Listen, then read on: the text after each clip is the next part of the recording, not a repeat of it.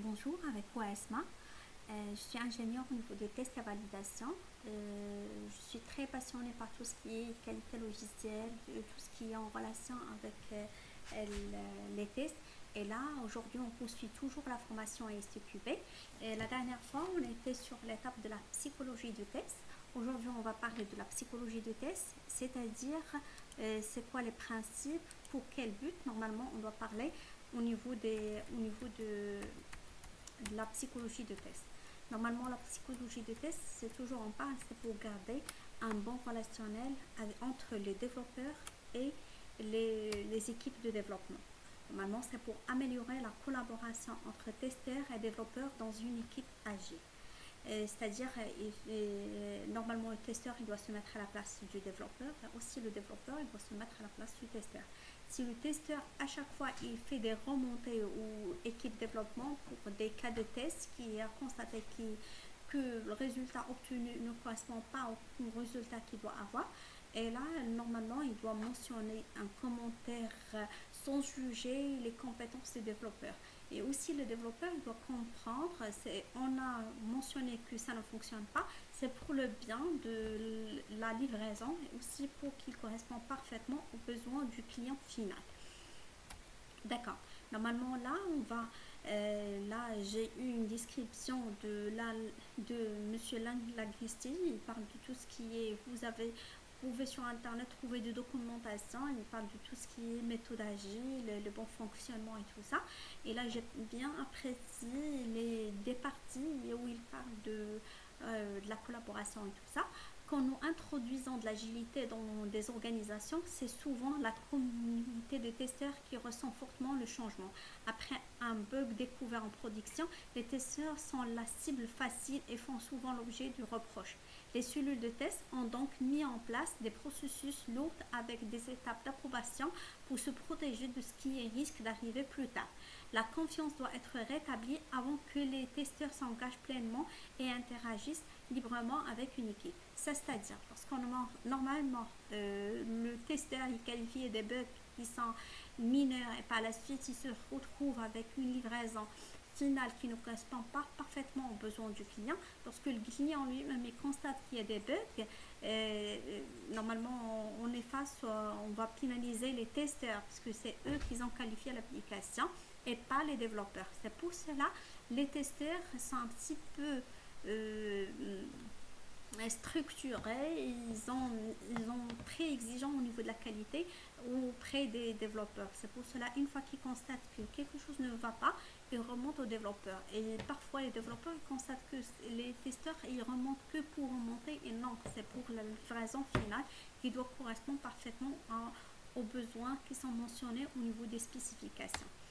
D'accord. Pour avoir une équipe agile qui fonctionne, il faut que les membres se respectent les uns les autres et accordent de la valeur à ce que chacun peut dire lorsqu'une équipe agile est forte. Là, pas toujours du respect.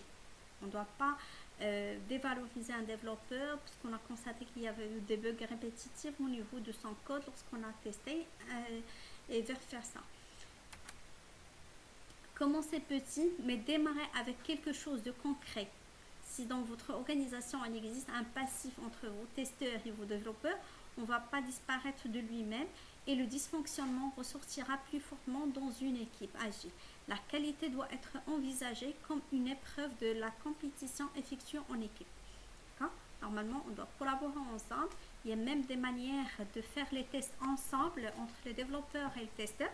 Comme ça, le développeur à l'avance, s'il fait les tests lui-même, il constate que oui, cette partie, il engendre plusieurs bugs. Normalement, la prochaine fois, avant de les livrer, je dois corriger, je dois mentionner, il aura déjà à son esprit et qu'il doit être conscient de l'impact du bug. Et même là, on a constaté, même au niveau des sociétés actuellement, même les équipes dev, parfois, ils sont en astreinte de nuit, puisque lorsqu'on remonte qu'il y a des bugs qui arrivent la nuit, il dit non, une correction qu'il peut faire avec le TMA pour 5 minutes, c'est facile, c'est bon, c'est pas la peine de faire une évolution. Mais par contre, si lui-même il se connecte à une conf à 2 heures du matin, il se bloque pour 3 heures ou 4 heures, là, il va ressentir l'impact du bug et au niveau des livraisons, ils ont même l'équipe développement qui vont forcer l'évolution. Euh, Effectivement, ils seront plus responsables par rapport à l'impact des bugs.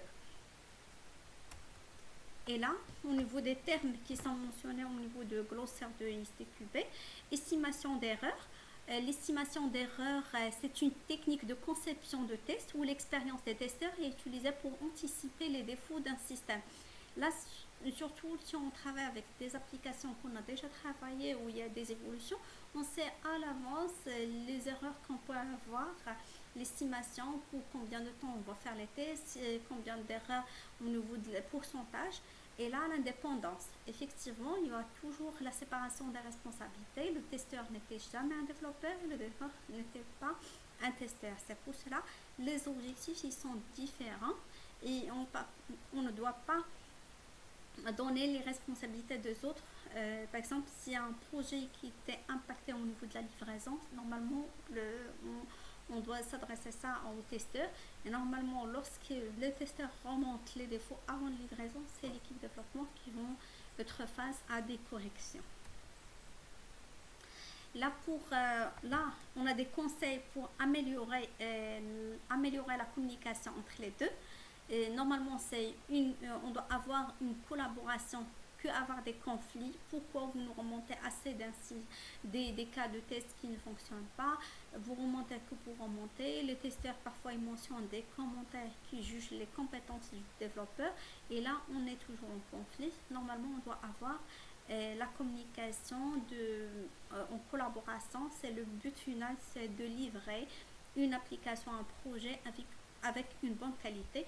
C'est pour cela qu'on doit avoir une bonne collaboration entre les deux parties. Communiquer les découvertes sur le produit de façon neutre sans critiquer la personne. Et par la suite, essayer de comprendre ce qu'on ressent de la personne et se mettre à sa place. Normalement, parfois même le développeur il est débordé et il a une large livraison avec une durée très courte. C'est pour ça parfois il ne se permet pas, il n'a même pas le temps qui lui permet de relire son code et visualiser les bugs qui peut être engendré. C'est pour cela le testeur il doit mentionner des commentaires sans juger les compétences du développeur. Et aussi le développeur s'il constate qu'il y a plusieurs remontées à l'équipe développement, il ne doit pas juger que les testeurs ils font ça que pour le faire, mais vraiment c'est derrière ils sont jugés par rapport à la qualité finale. Confirmer que l'autre personne a bien compris ce qu'on dit et vice versa, c'est très important. Dès les spécifications, on doit savoir est-ce que vraiment on a bien compris les demandes du client, est-ce qu'on a bien rédigé et validé les spécifications avec lui, parce que à partir de spécifications on fait l'application, à partir de spécifications on fait les cas des tests. On doit les comprendre côté développement pour avoir un bon code et aussi auprès des développeurs, aussi auprès des testeurs pour qu'on fasse des cas de test qui correspondent parfaitement à notre livraison. D'accord? Et là, on parle aussi on apprend davantage ensemble sur les besoins du client, construire des scénarios ensemble et les tests d'acceptance. Les tests d'acceptance, normalement, c'est au niveau des tests de fonctionnels, les tests de validation. C'est pour savoir les tests que le client final peut les faire. C'est pour avoir validé et verrouillé tous les points.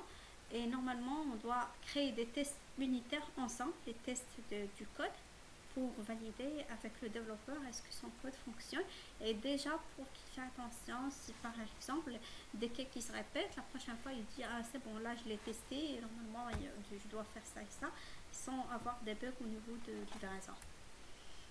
Privilégier le dialogue concernant la qualité et le don par rapport aux outils et aux processus.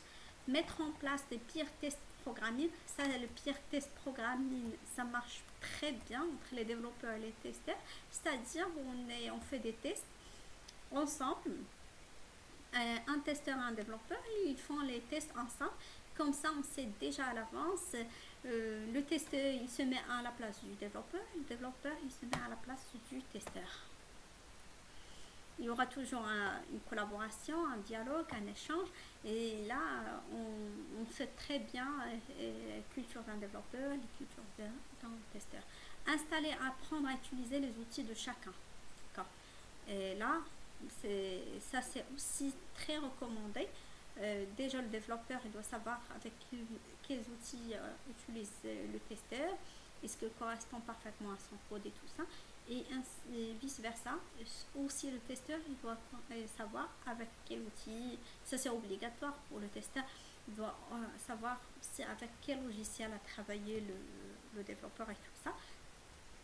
Aussi, c'est installer, apprendre à utiliser les outils de chacun. Participer ensemble à des hackathons. Les hackathons, normalement, ce sont des programmes où on fait la collaboration de plusieurs programmeurs, des développeurs, normalement pour collaborer ensemble pour avoir une application finale qui correspond parfaitement à ce qu'on veut. Normalement, hackathon, c'est une partie, c'est divisé en hacker et une partie marathon, c'est comme une compétition entre les développeurs. Et là, normalement, on participe ensemble avec aussi les développeurs et les testeurs pour avoir la compétition et la collaboration pour avoir une livraison finale en bonne qualité. Comportez-vous face aux testeurs et aux développeurs comme devant une équipe intégrée. Effectivement, le but final, c'est avoir une livraison et c'est pas le but de juger les compétences du développeur ou que les développeurs jugent les compétences des testeurs. C'est pour cela, le but final, c'est l'application et pas les deux parties. C'est pour ça qu'on doit collaborer, on travaille en équipe homogène. J'espère que tout ça a été clair pour vous au niveau de la psychologie des tests, au niveau de la collaboration entre deux parties développeurs et testeurs. La prochaine vidéo, ce sera pour tester pendant le cycle de vie logiciel. On va parler des modèles de développement logiciel, les niveaux de tests, les types de tests et aussi les tests de maintenance. J'aimerais bien que ça sera tout clair pour vous, pour votre formation à STQB. Si vous avez des questions, n'hésitez pas à le laisser au niveau en bas de vidéo. Je vais vous répondre à toutes vos questions. N'hésitez pas de liker la vidéo, de partager avec vos amis et à la prochaine vidéo. Merci beaucoup.